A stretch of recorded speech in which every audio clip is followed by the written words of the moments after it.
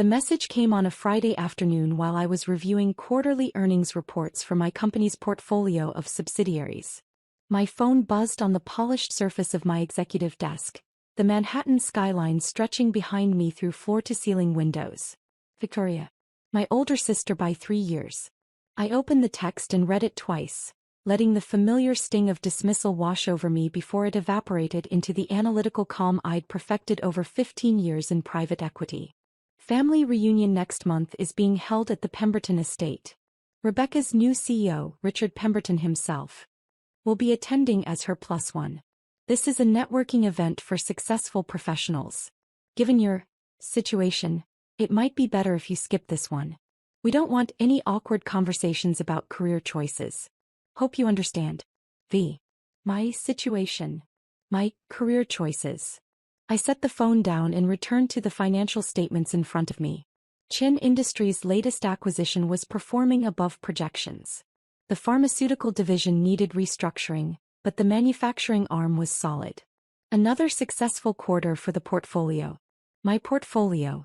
The one I'd built from a single $3 million investment 15 years ago into a private equity empire worth $2.8 billion. But my family didn't know that. To them, I was still Maya Chin, the daughter who'd dropped out of the family business to play with computers, in some vague tech startup that never quite materialized. The one who lived modestly, drove a practical car and never talked about work because, they assumed, there wasn't much to talk about. They had no idea that Chin Industries, the private equity firm they'd never heard of, owned controlling stakes in 17 companies across 6 industries, employed over 4,000 people, and had just been ranked by Forbes as one of the top 15 most influential private equity firms in North America. They didn't know because I'd never told them. 15 years ago, when I'd left the family's traditional corporate path, my father had wanted me to join the family's mid-sized import business. I'd made a choice. I'd taken the small inheritance from my grandmother, $3 million that my parents had dismissed as nice but not life-changing, and I'd disappeared into the world of venture capital and private equity. My family had been disappointed. My father had given me speeches about loyalty and tradition. My mother had worried about my stability. My sister Victoria had been openly contemptuous. "You're throwing away a guaranteed position for some fantasy about being an entrepreneur," she'd said. "You'll be back in 2 years begging for a job." I hadn't gone back. Instead, I'd spent 2 years learning everything I could about identifying undervalued companies, negotiating acquisitions, and restructuring for profitability. My first major success had been a struggling medical device manufacturer that I'd purchased for $8 million, restructured, and sold 3 years later for $47 million. I'd reinvested every dollar. By year 5, I had a portfolio worth $180 million. By year 10, I'd crossed the billion-dollar threshold. By year 15, Chin Industries was managing assets worth $2.8 billion. And I personally controlled companies that ranged from pharmaceutical manufacturers to technology consulting firms to luxury resort properties. I kept a low profile deliberately. No media interviews, no social media presence, no public profiles. I operated through holding companies and investment vehicles. When I attended industry conferences, I was Maya Chin, managing partner of Chin Industries, a name that meant everything to people in private equity and nothing to people outside it. My family had never bothered to Google me. They'd never asked what company I worked for. They'd never inquired about the details of my work beyond superficial questions that I answered vaguely. "Still doing the tech thing?" my father would ask at the occasional family dinner. "Still investing," I'd reply. "Any big wins?" Victoria would ask with thinly veiled condescension. "A few successful exits," I'd say and change the subject. They interpreted my modest lifestyle as evidence of modest success. I lived in a comfortable but not ostentatious townhouse in Brooklyn. I drove a Tesla Model 3, practical and electric but not flashy. I wore well-made but understated clothes. I didn't vacation in obvious places or post about my life online. What they didn't know: the Brooklyn townhouse was one of 4 properties I owned, including a penthouse in Manhattan that I used for business entertaining and a villa in Tuscany. The Tesla was one of 3 vehicles. The others, including a vintage Porsche, stayed in a private garage I never mentioned. My clothes were custom-tailored by a designer who dressed Fortune 500 CEOs but didn't advertise. I wasn't hiding my wealth.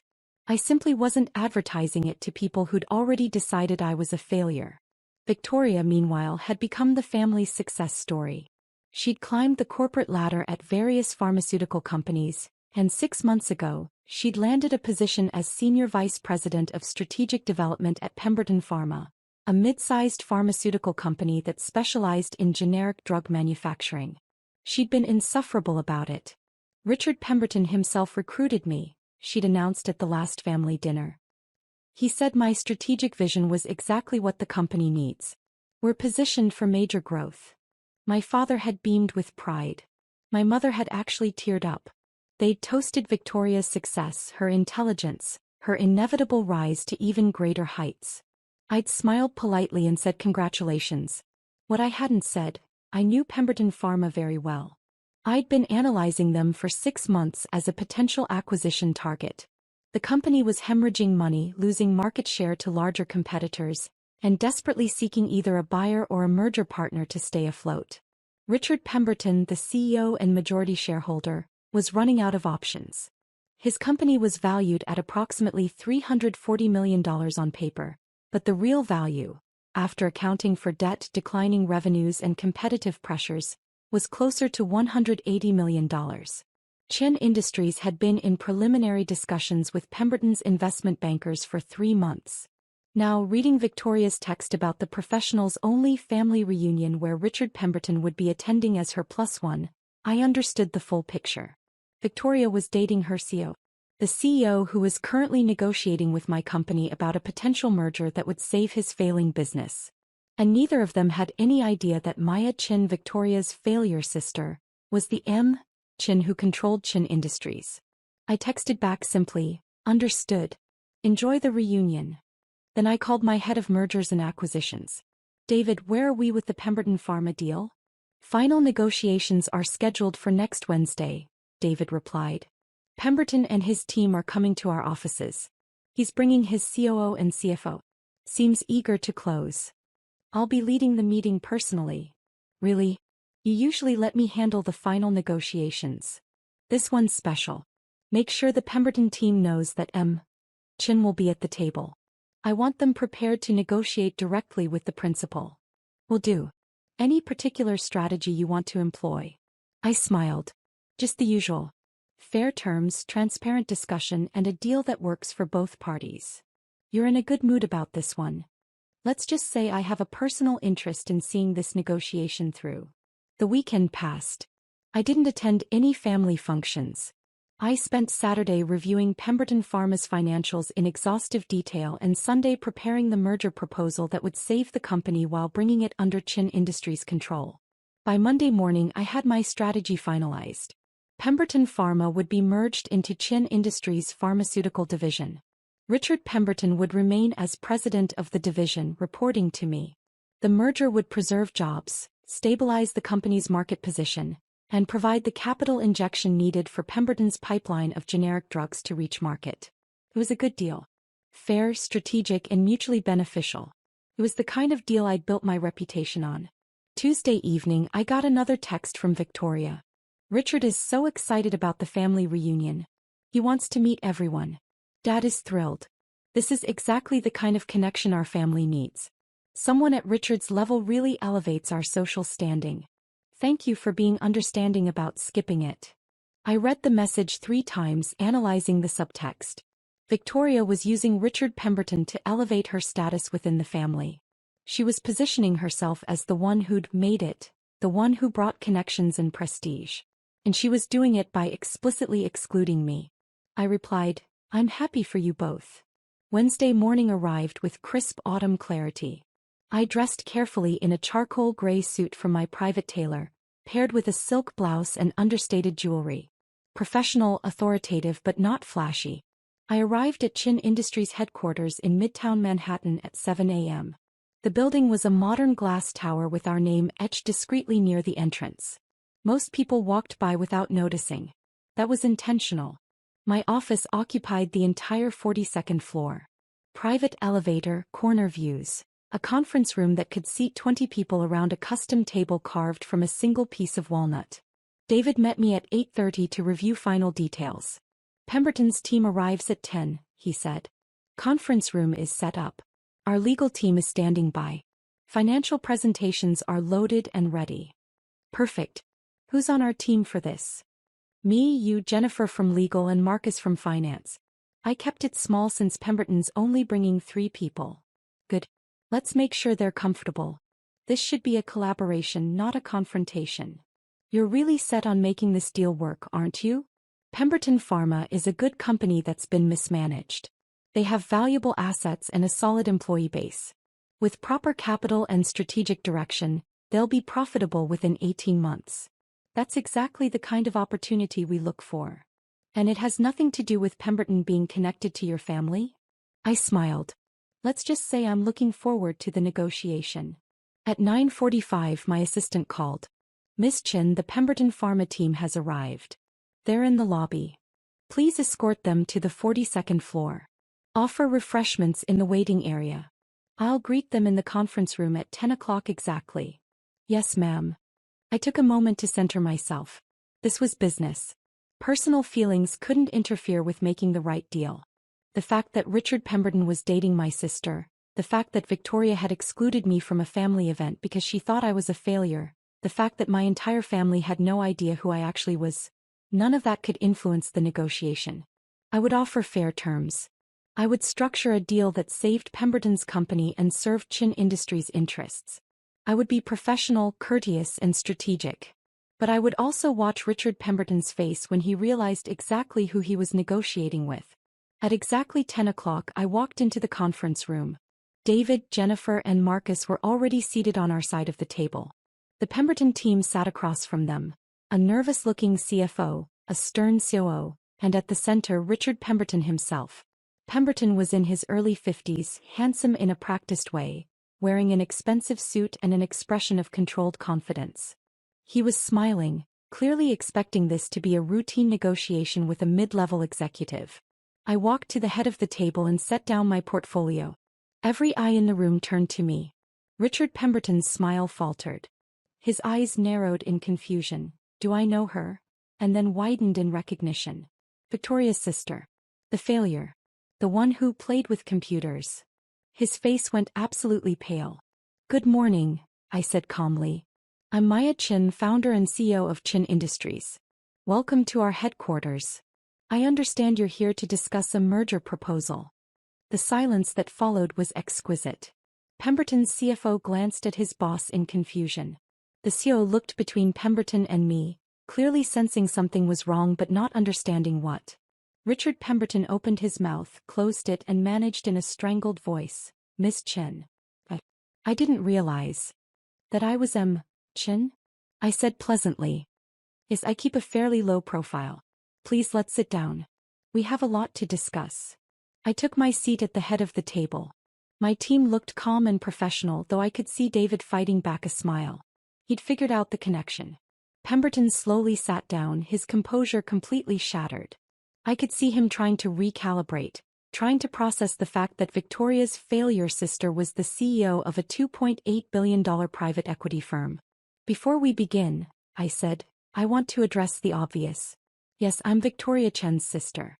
Yes, I'm aware that you and she are in a relationship. I want to assure you that my personal connection to your situation will not impact these negotiations. Chin Industries has been analyzing Pemberton Pharma for 6 months as a potential acquisition. Our interest in your company is based purely on its strategic value and the opportunities we see for growth and profitability. Is that acceptable to you, or would you prefer to work with a different firm? Pemberton swallowed hard. No, that's acceptable. Good. Then let's proceed. I nodded to Marcus, who pulled up the first presentation slide. Our analysis of Pemberton Pharma shows a company with strong fundamentals that's facing significant headwinds. Market share has declined 23% over the past 3 years. Revenue is down 31%. However, you have a robust pipeline of generic drugs in various stages of FDA approval, a skilled workforce, and manufacturing facilities that are currently underutilized but highly valuable. I walked them through the analysis with the same precision I brought to every deal. Current valuation, debt structure, competitive pressures, opportunities for improvement. Pemberton's CFO was nodding along, clearly impressed by the depth of our research. The CEO was taking notes. Pemberton himself looked like he was in shock. After 30 minutes of presentation, I paused. Questions so far? The CFO spoke up. This is incredibly thorough. You've clearly done your homework. We always do. Now let me outline our proposed merger structure. I walked them through the deal. Chin Industries would acquire Pemberton Pharma through a stock-and-cash transaction valued at $220 million, significantly above the company's current market value but below what Pemberton probably hoped for. The company would become a division of Chin Industries Pharmaceutical Holdings. Jobs would be protected. The current management team, including Richard Pemberton, would remain in place but would report to Chin Industries' board. The key advantages, I said, are immediate capital injection of $50 million for operations and drug development, access to Chin Industries' network of manufacturing and distribution partners, and strategic guidance from our team of industry experts. In exchange, we acquire 85% equity, with the remaining 15% held by current shareholders including yourself, Mr. Pemberton. That's very generous, the CFO said carefully. It's fair, I corrected. Your company is worth saving. It has good bones. It needs capital, strategic direction, and operational restructuring. We can provide all of that. But I want to be clear about expectations. This isn't a passive investment. We will be actively involved in management decisions. We will expect quarterly performance reviews. We will hold the leadership team accountable for results. I looked directly at Richard Pemberton. This is a partnership, but it's one where Chin Industries holds the controlling interest and makes final decisions. Is that something you can work with? Pemberton seemed to have regained some of his composure. May I ask a question? Of course. How long have you known about Victoria and me? Since she mentioned it at a family dinner 6 months ago. Around the same time we began our preliminary analysis of your company. And you never said anything to her? About who you are. About what you do. My family has never asked detailed questions about my work. I've answered honestly when asked, but I don't volunteer information that isn't requested. I kept my voice neutral. My professional life and my family relationships are separate domains. I prefer it that way. Does Victoria know you're this? He gestured around the conference room. She's about to find out. I assume you'll tell her. His face went even paler. She's been telling me about you. About how you never quite lived up to your potential. How the family worries about your career struggles. I'm aware of how my family perceives me. Again, that's separate from this negotiation. The question on the table is whether you want to accept Chin Industries' merger proposal. I need an answer by Friday to keep our timeline on track. The CEO leaned forward. Ms. Chin, speaking purely from a business perspective, this deal is better than anything else we've been offered.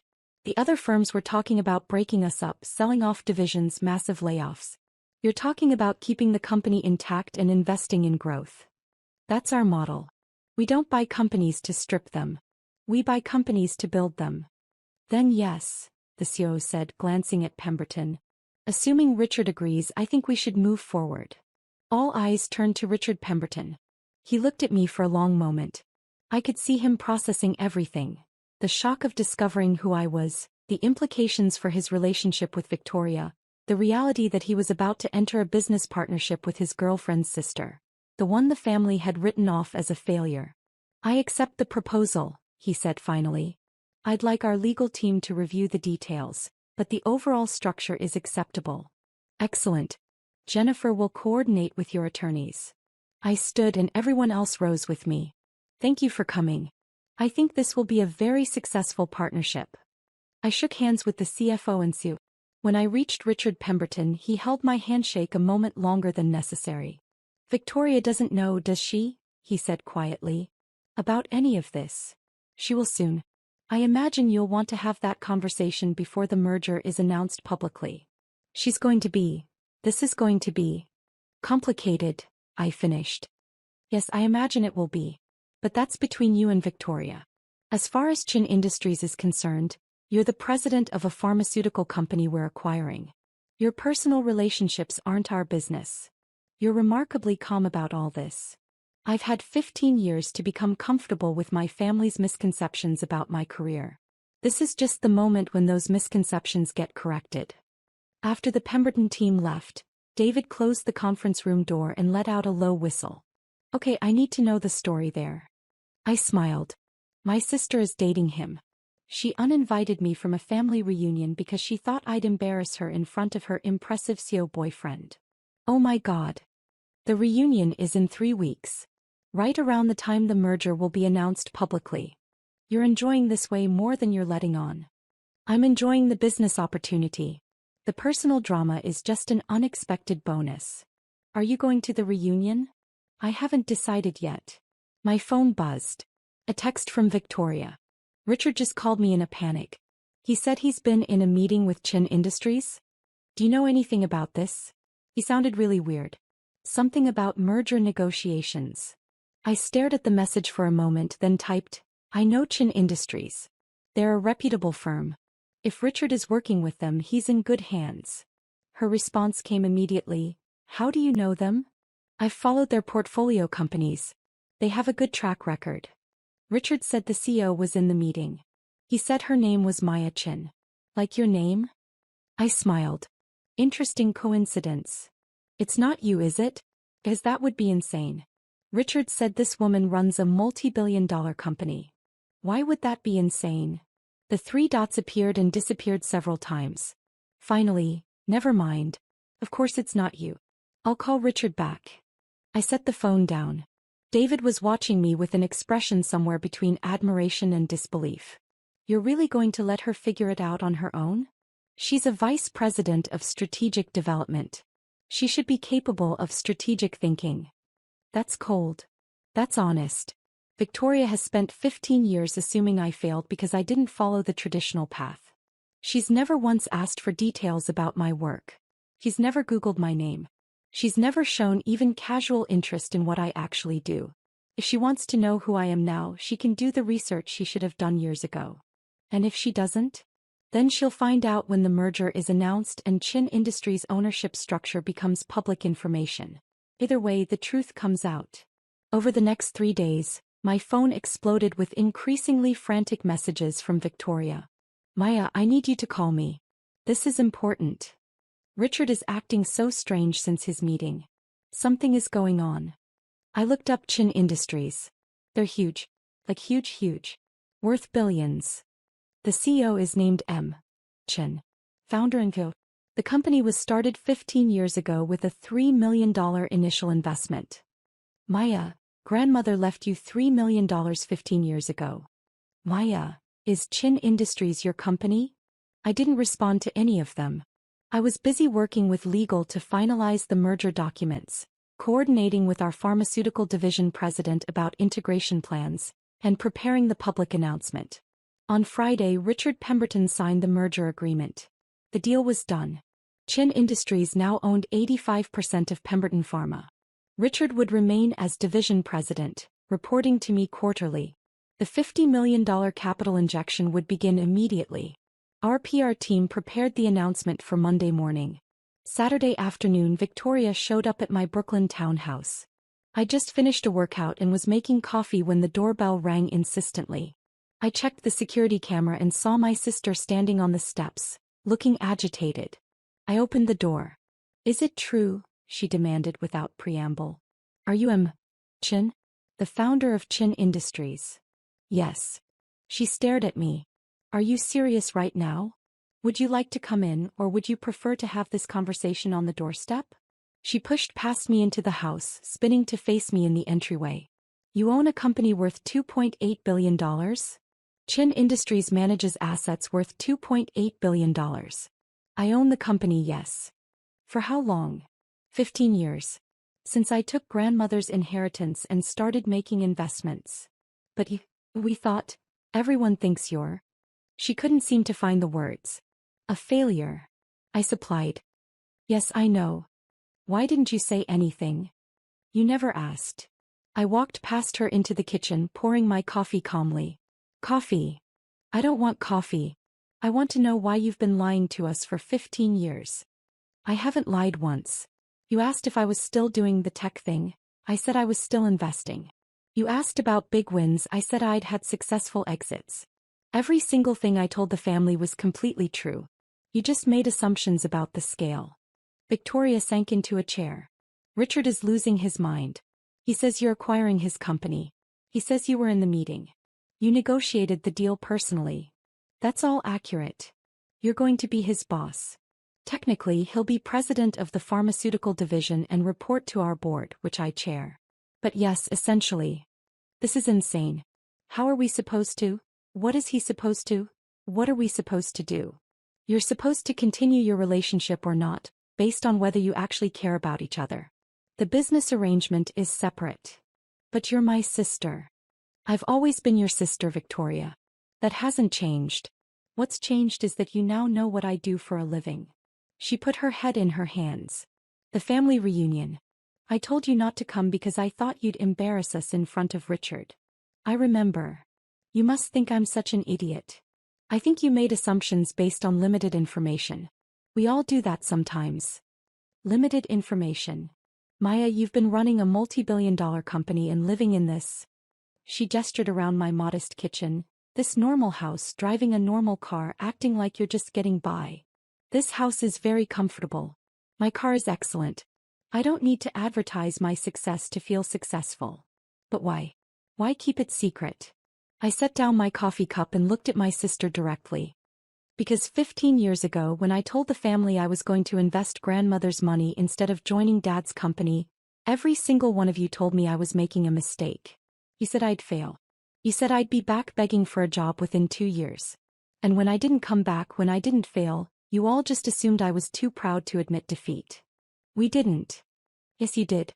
Every family dinner, every holiday, every casual conversation, there was this underlying assumption that I was struggling, that I'd made bad choices, that I was somehow less than the rest of you. And you know what? I let you think that. Because it showed me who you all really were when you thought you were dealing with someone unsuccessful. Victoria's face crumpled. That's harsh. It's honest. Victoria, in 15 years, you've never once asked me detailed questions about my work. Never asked what companies I was investing in. Never asked to see my office or meet my colleagues. You were content to believe I was failing because it fit the narrative you wanted. I'm sorry, she whispered. I appreciate that. But the question now is, what changes? Are you apologizing because you're actually sorry for dismissing me, or because you just found out I'm successful and now I'm worth paying attention to? She looked up at me, tears in her eyes. That's not fair. It's completely fair. If I'd stayed in the family business, if I'd followed the traditional path, would you have treated me the same way? Or is it specifically because I chose a different route that I became someone you could look down on? She didn't answer. Here's what's going to happen, I said, gentler now. The merger will be announced Monday. Chen Industries' ownership structure is public information, so yes, everyone will know I'm the CEO. The family will find out. Dad will find out. Mom will find out. And everyone will have to adjust their understanding of who I am and what I've been doing for the past 15 years. What about the reunion? What about it? Are you going to come? You should come. You should absolutely come and show off. I shook my head. That's not my style, Victoria. I didn't build this company for validation from the family. I built it because I wanted to prove to myself that I could identify value where others didn't see it, that I could build something meaningful, that I could make a real difference in the business world. But you've earned the right to. I've earned the right to make my own choices about how public I want to be. The merger announcement will happen because it's required. The family will find out because it's inevitable. But I'm not going to parade my success around at a reunion just to make people feel bad about underestimating me. Victoria wiped her eyes. Richard wants to talk to you. About the merger, but also about everything. I'm available for business discussions. He has my office number. Why, Victoria, I need you to understand something. I'm not angry. I'm not bitter. I'm genuinely fine with how everything has played out. But I also need you to respect that my relationship with the family is complicated now, and it's going to take time to figure out what it looks like going forward. She nodded slowly. For what it's worth, I really am sorry. And not just because you're successful. Because I should have been a better sister regardless. Thank you. That actually does mean something. After Victoria left, I sat in my quiet townhouse and thought about the reunion. The truth was, I didn't want to go and watch my family scramble to recalibrate their understanding of me. I didn't want to see my father's guilt, my mother's shock, the extended family's sudden interest in my opinions and my work. I'd built my life and my career without their approval. I didn't need it now. But I also realized that Victoria's apology, clumsy as it was, mattered. And maybe the reunion could be an opportunity, not to show off but to finally let my family see me as I actually was. Monday morning, Chin Industries issued the press release. Chin Industries acquires Pemberton Pharma in $220 million merger. Deal strengthens pharmaceutical division, preserves jobs, positions company for growth. The release included details about the acquisition structure, quotes from both parties, and background on Chin Industries' track record of successful mergers and acquisitions. It also included my name and title. Maya Chin, founder and CEO. By noon, my phone had 17 missed calls from family members. I ignored them all and focused on work. The Pemberton integration was going to require careful management. I had meetings with the pharmaceutical division president, calls with key Pemberton employees to reassure them about the transition, and strategy sessions with my executive team. At 3 p.m. my assistant buzzed. "Miss Chin, your father is in the lobby. He doesn't have an appointment but he's asking to see you." I paused. "Send him up." 5 minutes later my father entered my office. He stopped just inside the door, looking around at the panoramic windows, the expensive furnishings, the wall of awards and recognition from industry organizations. "Maya," he said quietly. "Hi, Dad. This is your office?" "Yes. You built all this? This entire company? With a great team and a lot of hard work, yes." He walked slowly to the windows looking out over Manhattan. "Why didn't you tell us?" "I tried to at first. You didn't want to hear it. We would have listened if we'd known." "If you'd known I was going to be successful?" "Yes, probably. But when you thought I was just starting out, making risky investments, trying something new, you weren't interested. You wanted me to follow the safe path." He turned to face me. "I wanted to protect you from failure." "I know. But Dad, I had to be allowed to try. And when I succeeded, I needed to know that the people in my life valued me for who I was, not for what I'd accomplished. And we failed that test. You made assumptions. We all do. But yes, it hurt to be dismissed by my own family for 15 years. He sat down across from my desk, suddenly looking older. "What can I do to make this right? You can start by accepting that I chose a different path and it worked out. You can stop measuring my success by whether it looks like what you expected. And you can try to actually get to know who I am now, not who you thought I was." "I'd like that," he said. "I'd like that very much. Then come to the quarterly board meeting next month. Chin Industries is presenting our annual strategy. You'll see what we do, meet my team, understand the scope of the work. Not as a guest, but as someone genuinely interested in learning." "I'll be there," he promised. The family reunion happened 3 weeks later. I decided to attend. When I arrived at the Pemberton estate, which, coincidentally, was one of the properties I'd considered acquiring the previous year but decided was overpriced, my family was gathered on the lawn for pre-dinner cocktails. Victoria saw me first. She crossed the lawn quickly, Richard trailing behind her. "You came," she said. "I came. Thank you. Really." Richard extended his hand. "Why, I wanted to thank you again for the way you've handled the transition. Your team has been incredibly professional. That's our standard. How are you adjusting?" "Better than I expected, honestly. Your pharmaceutical division president is brilliant. I'm learning a lot." "Good. That's the goal." My father approached with my mother. "Maya, sweetheart. We're so glad you're here. Thank you for having me." My mother hugged me, tears in her eyes. "I'm so sorry we didn't see you clearly. We're so proud of you." "I appreciate that, Mom." The rest of the evening was a study in recalibration.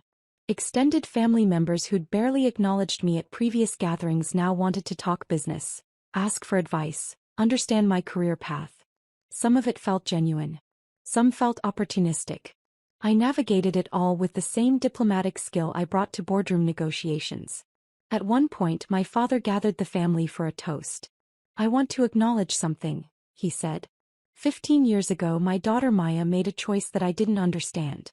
She took a risk that I thought was foolish. And I was wrong. He looked at me across the lawn. Maya built something extraordinary not because we supported her but despite our doubts. She's shown us that success comes in many forms, and the most meaningful success comes from following your own vision, not someone else's expectations. He raised his glass. To Maya, who taught us all that sometimes the bravest thing you can do is trust yourself when no one else does. Everyone raised their glasses. To Maya. I felt tears prick my eyes but I smiled. Later Victoria found me alone on the terrace. It's different now, isn't it? She said. Everything's different. The question is whether it's different in a good way. I think it could be. If we let it. She paused. Richard and I are getting serious. He wants me to know that he's with me because he loves me, not because of any connection to you or your company. I believe him. He seems like a good man. He is. And Maya? I'm going to be a better sister. Not because you're successful but because I should have been all along. I'd like that. We stood together, looking out at the party, at our family, at the complicated web of relationships and misunderstandings and new beginnings. You know what's funny? Victoria said. All this time we thought you were the one who needed our approval. Turns out you were the one evaluating us. I smiled. I prefer to think we were all learning about each other.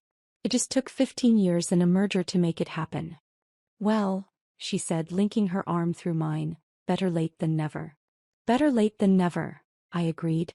And for the first time in 15 years standing at a family gathering, I felt like I was actually seen for who I was.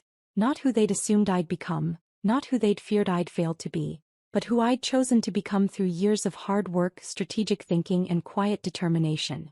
Maya Chen, founder and CEO of Chen Industries. And finally, after all this time, someone my family was willing to know.